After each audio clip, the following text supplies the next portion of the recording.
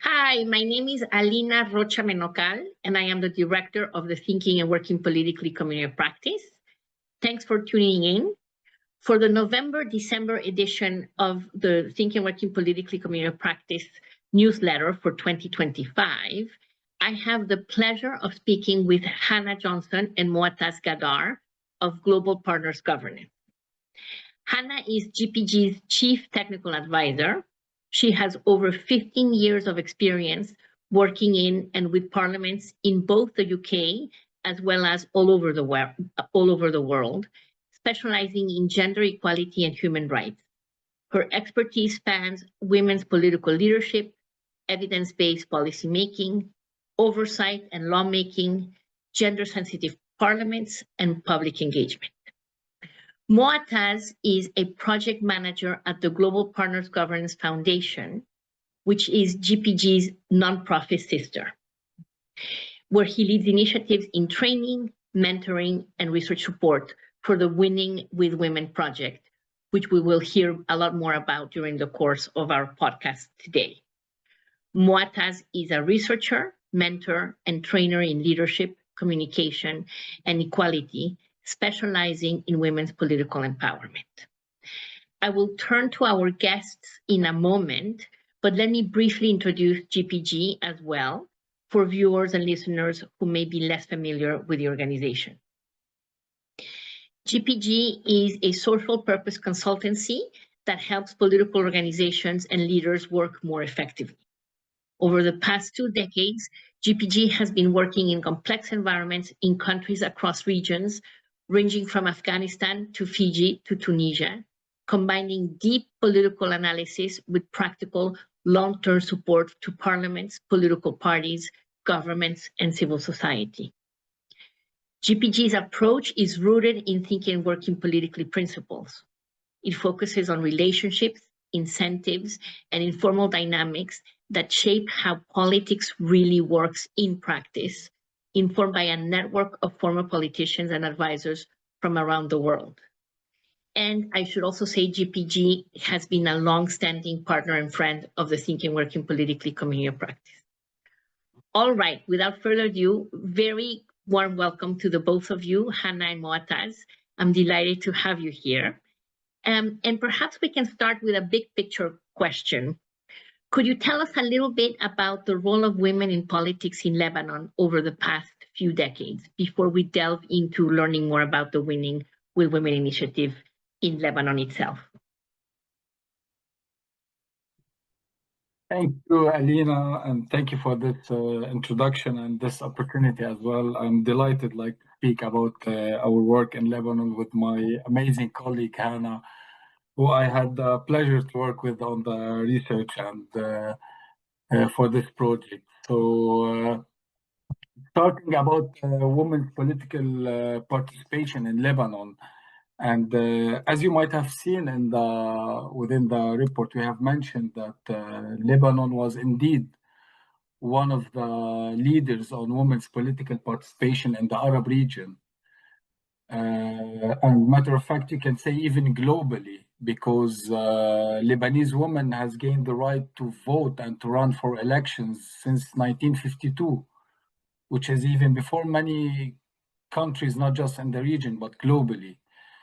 However, the Lebanese state and the Lebanese society has failed to translate this early achievement into sustained political inclusion. And if you want to think about why this happens or why this is happening, I believe that women's political participation reflects existing dynamics in the society. In Lebanon, societal dynamics are shaped by deeply rooted patriarchal structures that limits women's access to political opportunities. It presents itself as progressive, or let's say it's wrapped in a shell that pretends modernity but beneath the surface, all the social relations, the distribution of resources, the power structures, the attitudes are highly patriarchal and male dominated. It starts from the personal ethics law, which are laws related to inheritance and family lives, to the definition of gender roles in families, societies. For me, it even started early at school from my first reading lessons, which was my father reads the newspaper and my mother cooks dinner. And it continues to social and political norms that questions most women who dare to run for elections by asking, are there no more men in the family or in the party that we are nominating a woman? That Lebanon's clientelist and sectarian political system that is male dominated by dominated by male networks of patronage and loyalty. Yeah. Because Oh, sorry. No, yeah. thank you, Moataz. I think what you're saying makes a lot of sense, and I'm sorry, I had meant to say that we are having this conversation because both of you and another co-author have written recently a report on the Winning with Women initiative that GPGF, yes, is running in Lebanon. And one of the things that struck me from what you were saying there is that even though there's a very strong women's movement in Lebanon, and even though attitudes to women's political participation in Lebanon are open, women still are not as active in the political landscape as you would expect from that. And I think from what you're saying, you're suggesting that there are patriarchal norms and practices that mean that women know that their place is not in the political sphere but more at home. So you're sort of confronted with very strong patriarchal values that mean that women should not really dabble in politics. Is that right? Yes, they are like, to summarize all of it, there are mountains of structural barriers that women often face when they are aspiring to take part in the political work in Lebanon. And for that, in 2025, Lebanon was ranked the 145th out of 148 countries on the Political Empowerment Index in the Global Gender Gap Report of the World Economic Forum. Please, if you want to add something, Hannah, feel free. I would be happy. Thanks, Moataz. Yeah, I just wanted to add that I think that the situation in Lebanon is kind of is useful in understanding how we think about the problem of women's underrepresentation in politics more widely. I've worked in this area, as you said, Alina, for 15 years, and there was some research that came out by Saskia Breckenmacher last year that I think encapsulates the sort of different generations of women's political empowerment programming. The first was really about increasing women's representation in terms of numbers. So it was about sort of quotas and capacity building. But then the second generation sort of recognized that just gender equality in politics can't be achieved by just adding women into existing exclusionary political structures. So focuses on transforming processes, norm structures to make them more inclusive, particularly in political parties and parliaments, which is where I've historically worked. But what I love about this project is it kind of goes another step further by recognizing that even if you focused on the political parties and parliaments in Lebanon, you wouldn't get to the root of the problem, because so much of it is down to relationships and families that I don't know about either of your families, but mine doesn't have a rule book that you can change or any sort of laws. So I think that if you'd have approached this problem in Lebanon in a very technical way, you know, if you'd have purely focused on capacity building or changing rules or changing laws even, it wouldn't have got to the heart of the issue, which is that in these institutions, it's men that are gatekeeping them.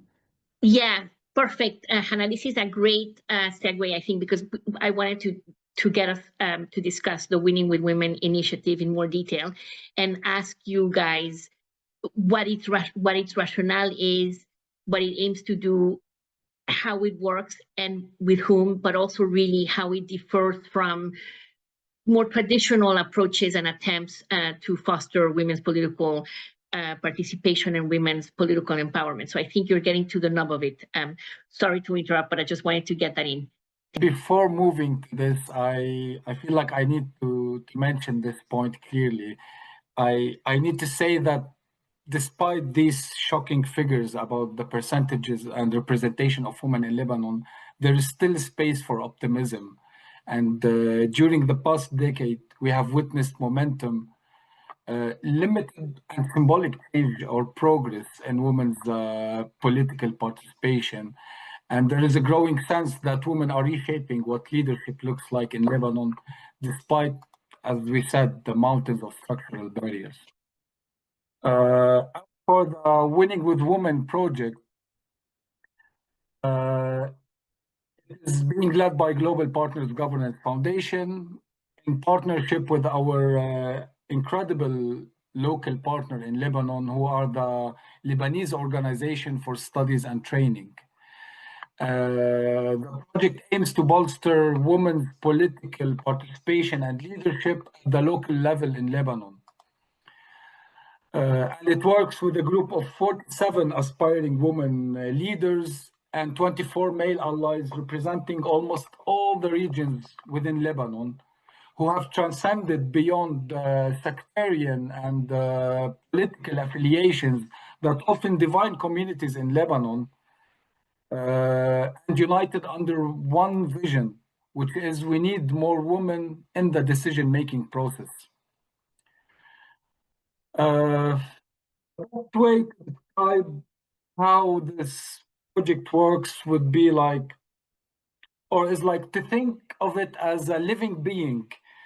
It's always learning, evolving, adapting, while embracing the principle of nothing about us without us. The project stands on 5 main pillars. The first one is the research work, which always informs our activities and the design of our project and interventions. The second one is training workshops. The third one is networking events. The fourth is mentoring, and the fifth is visits. And the male allyship, which is woven throughout all of them together. Sorry, Moataz, can you repeat the fifth element? Because I think the acoustics are not very good. What was the fifth? The fifth element is organizing study visits. Study visits. Okay, thank you. And also we have the male allies component, which is woven throughout all of these 5 modules or pillars. Fantastic. So you work with a local organization that you said are very good. And I'm wondering what in this model or in this way of working is different from more traditional approaches. And I think Hannah was getting to that when I interrupted, but it would be good to hear how it is. I think you were saying that first generation programs tended to focus a lot on just add water, not just add water, just add women to the mix and you're done. So numbers, quotas, capacity building, and not necessarily looking at whether and how women were actually being empowered. So I'm wondering how this initiative, Winning with Women, works perhaps differently and tries to go beyond just the numbers of women in politics to actually trying to work on their professional empowerment in the political sphere.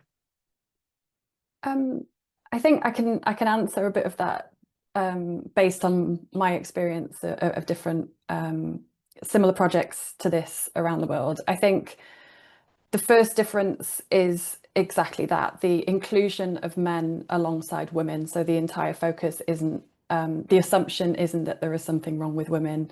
If they're given more capacity and more knowledge, then all the problems will be solved. Because you could have the greatest training program with the most amazing group of women, and they'd be still blocked by male gatekeepers within families, within communities, religious organizations, political parties. So I think, and this is something that's been borne out in the research as well, that there are really quite few projects around the world that have done this dual approach that works with women and with men to deal with the problem as an ecosystem. I think the other thing that I noticed, because I have only been involved with this project for the last 6 months, but the project is Lebanese led. I came in to kind of help do the research, but the curriculum is designed by a Lebanese team and by the people that are involved in the project. So it's really co-designed and led by the people involved, which increases its ownership, people's ownership of it. And then I think the third one is about it deals with social norms because of those two things, because it's led by the people that are involved.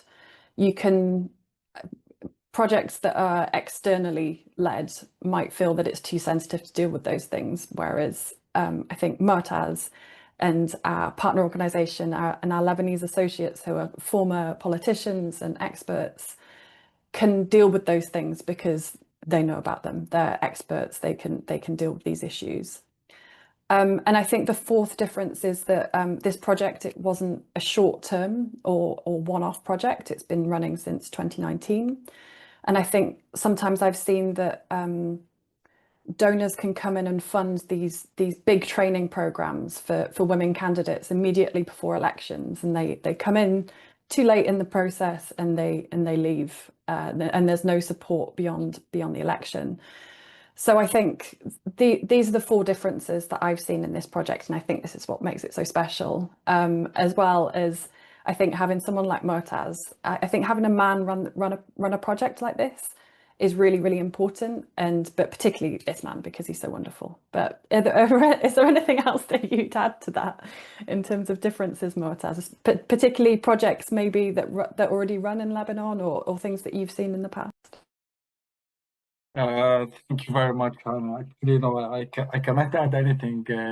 You said it all, and also I appreciate your kind words. That's really good. Thank you both very much. I think, from what you're saying, it sounds to me like there's a real recognition of power dynamics and where power lies and how you have to nudge behaviors and incentives of people who hold power, in this instance, men, who can either enable or constrain the participation of women in politics in Lebanon. And so working towards building crucial alliances with men seems to be, a very politically smart way of working, which really does go beyond just, as you were saying, Hannah, earlier, oh, well, if only we train more women and we just give them the skills, everything will be fine because they will have the capacity to do it. So I think that that's really interesting. I'm very, I would be curious to hear a little bit more about how Winning with Women goes about identifying key partners and allies. So I understand very much that this is a Lebanese-led initiative and that you have a very good partner organization on the ground. And you mentioned that you already have a set of male allies that you work with.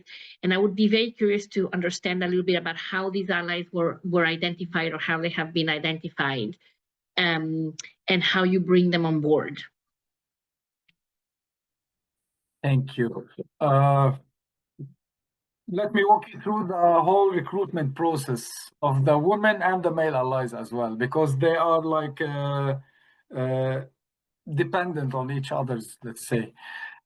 So beginning of the project, we relied on our own networks and the networks of our local associates in Lebanon and the networks for our local partner, LOST, who I've already mentioned. And they have been in the field for more than 15 years. So through these networks, we were able to identify aspiring women leaders and political women activists. They were not all necessarily planning to run as candidates or potential candidates. And then we formed this small network. Later on, when we introduced the Male Allies module, those women had received the trainings and took like the tools and the methods of power mapping. And with the support from their mentors, they were able to identify influential and key figures within their own communities who were the male allies. So basically, the male allies were recruited by the women of the program and brought to this to the Winning with Women. Another thing, over the years, something really wonderful happened. The women started bringing more women from their own networks to the project, and the men did the same as well. And that's how we ended up with this incredible network of passionate, committed political activists. Thank you. Well, that's a great story, sort of snowballing in action. Moataz, I wonder, can you say a little bit about how GPGF was able to do this work, help to foster and facilitate these alliances, and build trust needed around the people that you wanted to work with and the allies that they were bringing on board? How was GPGF able to build that trust so that you could also engage with the different stakeholders in this kind of trust-based basis? Yeah, thank you. So building trust was first among the participants themselves, and also between us and the participants as well. Like many elements have contributed to this outcome, like fostering alliances and trust. But one of the most important was the diversity among participants, among our participants. We had women who were already elected municipal council members.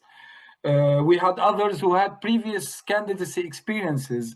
We had others who brought experiences from different fields. So the more they worked together, the more they met, the more they were able to support each other, and each one in their own unique area of expertise, fostering a sense of solidarity and support. For the male allies, sorry, yeah. No, go ahead. Yeah. As for the male allies, when they joined the project, one of the first activities that they worked on was a policy platform where they collaborated with the women candidates and the women leaders within the program on designing public policies for their areas. Through this process, the men saw firsthand women's skills, knowledge, commitment, potential, and this deepened their trust and respect to this work and this collaboration among each others. Another thing also I could mention that fostered the collaboration and the trust of the male allies in particular was the study visits, which is one of the main pillars I mentioned previously. To explain more about it, we organized study visits to municipalities that had women elected in their councils. And we had those women lead on these study visits, which were also women from the program, from the Winning with Women network. And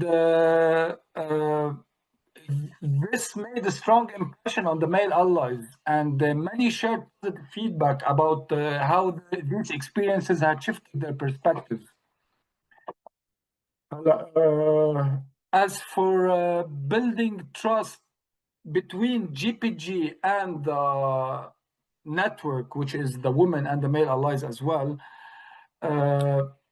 as I mentioned previously when I spoke about the project, we always apply the principle of nothing about us without us. This means we always and constantly encourage both the women and the men to share their thoughts and insights about what they want. We always ask this question: what are you trying to achieve, and how we can help you achieve it? And based on the input and the answers, we design our activities and we shape the project based on this. And as Hannah mentioned previously, this approach creates a sense of ownership and sense of trust as well with the partners. To wrap this up, the way I think of it is people are more likely to walk the road with you and see it through if you invite them to help you build it, rather than asking them to join after it's already done. Yes, thank you, Moataz. That's very well put. I wonder if I can ask you guys if you're able to share with us a particular moment or example where you thought, wow, this Winning with Women initiative is really making a difference in helping to overcome obstacles to women's political participation. We can see it here. How can you tell that women are beginning to feel more confident and more empowered, and that men and women are beginning to develop relationships based on trust and mutual respect? What are the eureka moments that make you think this is really going the right way for us here? Thank you. Well, I mean, there are many moments that come to mind, especially because the project has been going on for years and we have witnessed many achievements and many milestones that are worth mentioning. But one story really stands out for me. As I mentioned earlier, many of the women we first recruited to the project were not necessarily planning to run as candidates or planning to run for the elections. And one of the women in the first meetings we had, I asked her, why did you join this project? And she said, I joined simply because I want to network, meet new people, and maybe learn new skills, which of course we always welcomed. But we saw great potential in her. And over time, we worked on helping her realize this potential she had and helping her build her confidence. And after 6 months, she called me and she said, I never thought about running for elections before, but now I'm seriously considering it. I feel more confident and I know I can bring positive change to my community. So in the end, this amazing woman ran as a candidate independently and against one of the most powerful political parties in Lebanon, a party that is well established in her village, and she won. So, I mean, moments like that make it clear that women were growing in confidence and feeling empowered. And That's it made me very proud of her. Yes. That's a great story. Did she feel any backlash from her community, or was she okay? Of course, she faced many challenges, building momentum until the day of the elections. But also, like, she was very brave, she was very strong, and she already had like a network of supporters from male allies and women also that we already recruited in the program, and that we trained them together on many things related to campaigning and how to deal with such incidents in the elections. In addition to that, one of the most important also pillars I mentioned previously was the mentoring, and she had her mentor who was like following up with her on a weekly basis and even on hourly basis on the election date. So thank you, Moataz. That's a great vignette. That's a really great story. Thank you for sharing that. Thank you. Sorry, just add. I mean, I have lots of stories, and is there another one that you would like to share? Well, I would like to share an example now about. Okay, that sounds good. An example that says that yes, the project is reaching impact and doing impact and reaching success, and this is why we are here today recording this podcast with you. And also the huge gratitude goes to my colleague Hannah for writing this incredible research and giving the project this exposure that it's gaining over time. And I mentioned also previously in our communication that we have just published a blog also on Align about the research that we have developed earlier about male allies. Great, thank you. I wonder actually, and both the report and the blog that you have now mentioned highlight some important lessons that have emerged from GPGF's experience with the Winning with Women project in Lebanon. And I was wondering if you can share those lessons with us, please. Well, so doing the research was incredible because I got to read through all of these amazing stories, and I think we had 66,000 words of transcripts and hundreds of surveys, as well as focus groups and videos. We had so much material to work with. So I think the lessons that we drew is that this dual approach really does work best when you're creating these partnerships between men and women for the benefit of everybody. So you're not just focusing on one or the other, and it's done in a non-judgmental way. I think trust and local leadership are really essential, as we've talked about, long-term relationships, local teams, and humility as well. And I think, as Moataz says, coming from that position of what are you trying to do, what problems are you facing, and how can we help you overcome them, rather than going in with preconceived ideas about what the problems might be and what the solutions might be. I think practical learning really came through for me. A lot of the male allies in the interviews said that their eye-opening experience came on the study visits and meeting women political leaders and seeing with their own eyes their skills and different experiences and the different perspectives that they bring to political work and how that can be beneficial for governance overall. And I think that it's important to say that success looks different for everybody, particularly in Lebanon, particularly at this point in time, it going through so much conflict and crisis and instability.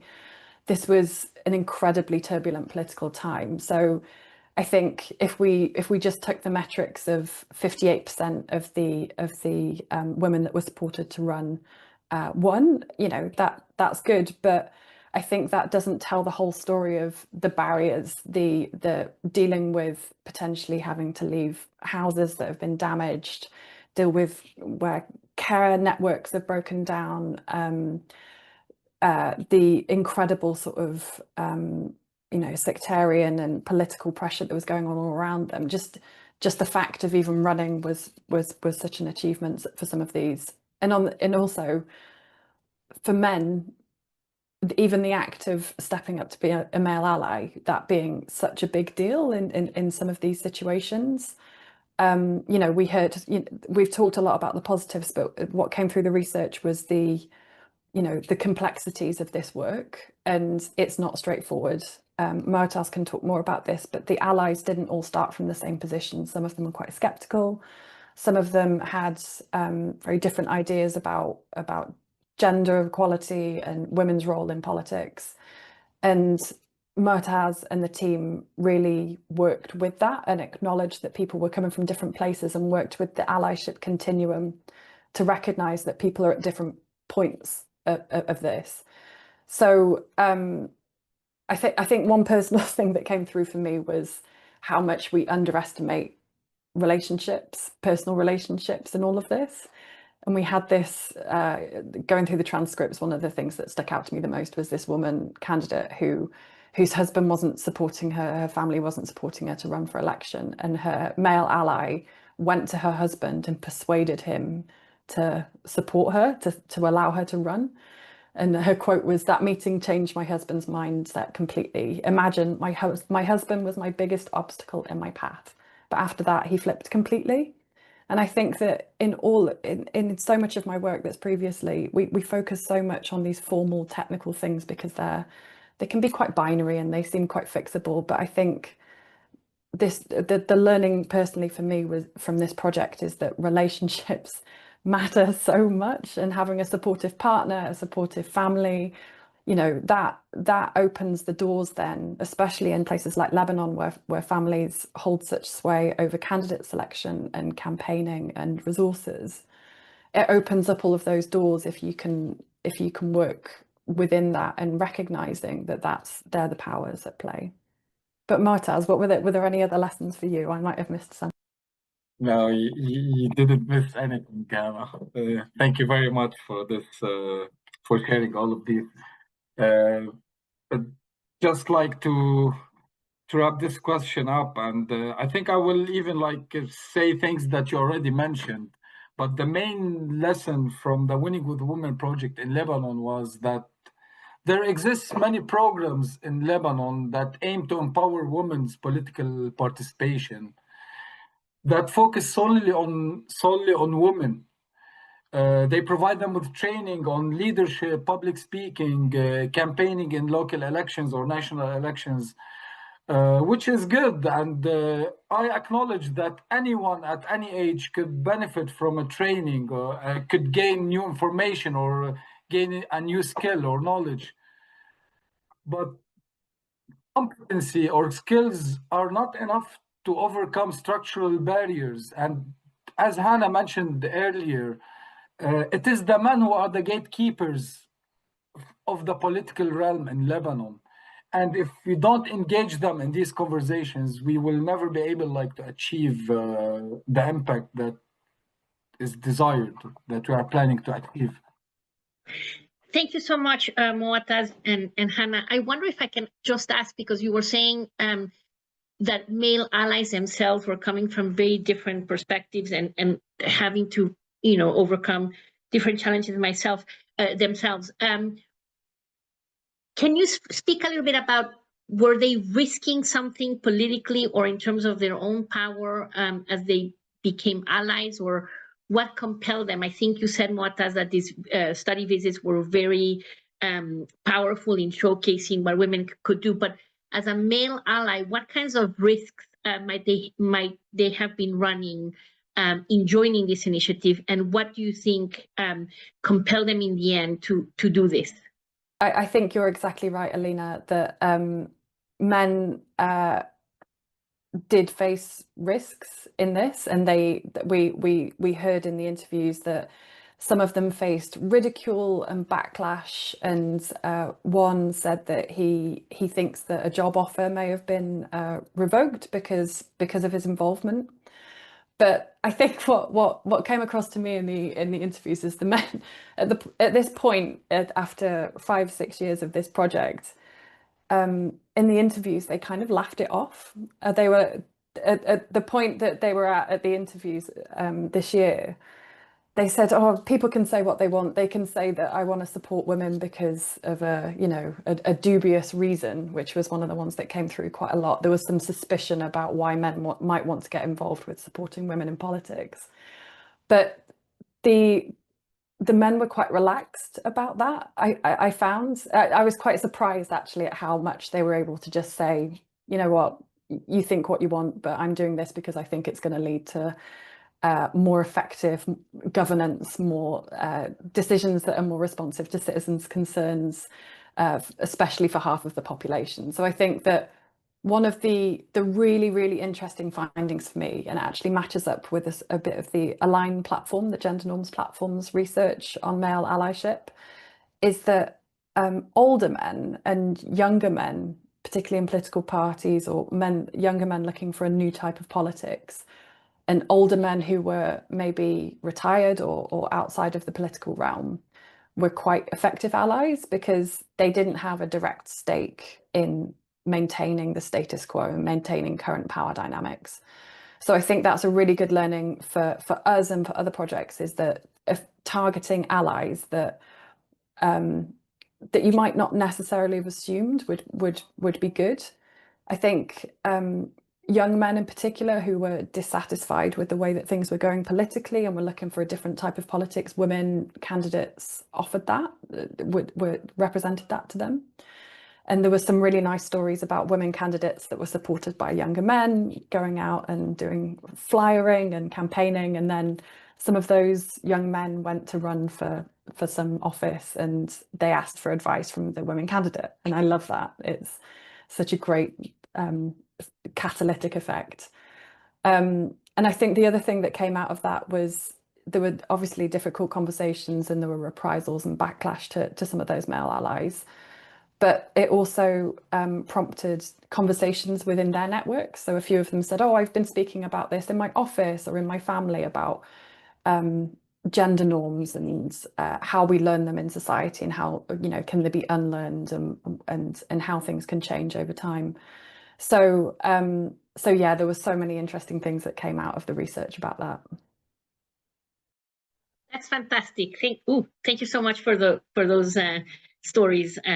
Also very compelling, and as you say, there seems to be quite a catalytic effect. So wonderful to see that.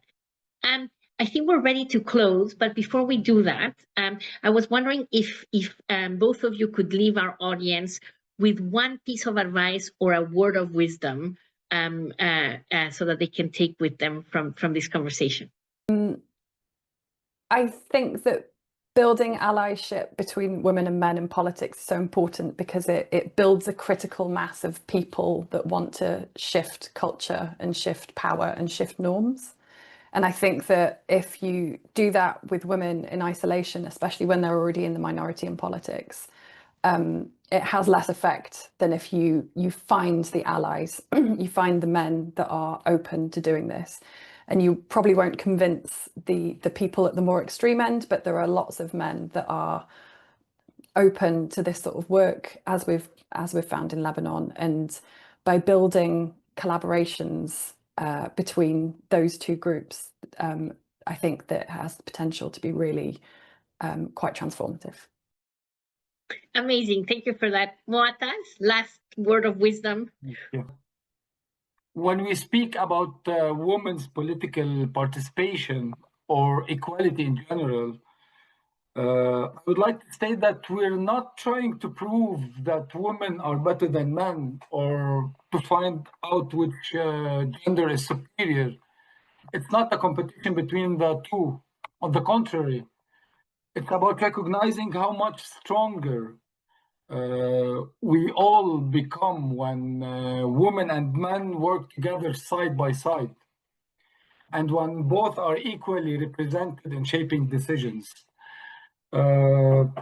Anyone listening to this podcast, whatever your background or field of work is, I invite you to think of education, to think of economy, to think of security, to think of society, to think of your country as a bird with two wings, one representing women and other men.